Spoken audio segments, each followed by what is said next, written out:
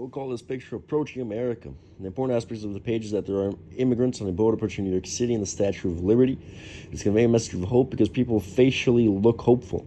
The principles are that of the American dream, that if you work hard enough, you will achieve more than if you do not. The second is that people believe in their government.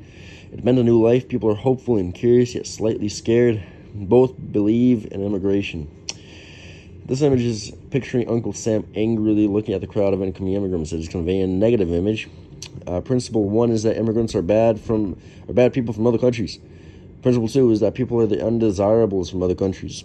Well, the percent of bad people clearly has to be small enough to have caused the U.S. to crash, but large enough to cause the creation of criminal organizations such as the Mafia.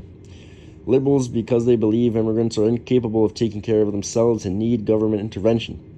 We'll call this people nation of some sort of immigrants. The important aspect is people yelling at each other. It's conveying a negative image of Democrats. Principle 1 is that Democrats like to yell at people. Principle 2 is that both sides are correct. Today, the demand for cheap labor is not as great as it was 100 years ago. Therefore, the need to bring cheap labor into the country is not as great anymore. Therefore, we do not need legal immigrants at the same scale as we once did. The rules and processes were different because 100 years ago, if you weren't super sick and capable of working, you would get citizenship. The country needed people to work so America could be able to grow at the clip that it did. It aligns with conservatives because that is a conservative message. We'll call this picture walls or not. Democrat is once again yelling at a Republican. Negative because the Democrat is yelling. Feelings dictate everything. Reasoning with facts is not needed in political discourse. Only feelings and emotions, not to my understanding, more effective than having no wall at all. Liberals because they painted the conservatives as dumb and dirty. We'll call this picture wall regrets. Native American somehow was able to learn English before the arrival of the Mayflower. Negative because it is using sarcasm. Resources and everything. Winner takes all. Native people killed each other by the thousands for centuries before the arrival of Europeans.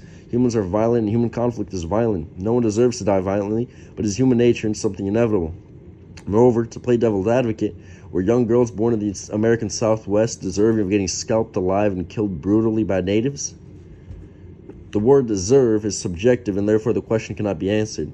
Liberals because it is a satire of the build-a-wall political argument.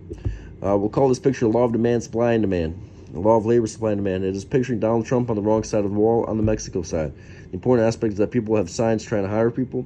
Negative because of the satire of Trump. When people lift signs that they want to hire people, it's probably that they want to hire people. People are effective at not getting barbed wired.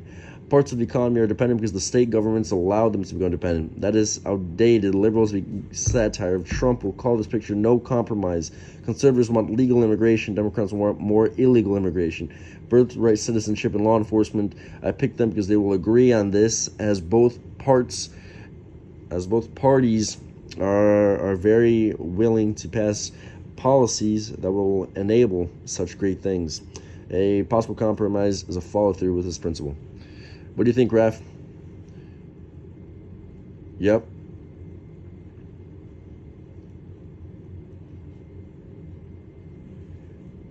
Yeah, that's a good point. On which slide? Yeah. Yeah, that is a good point.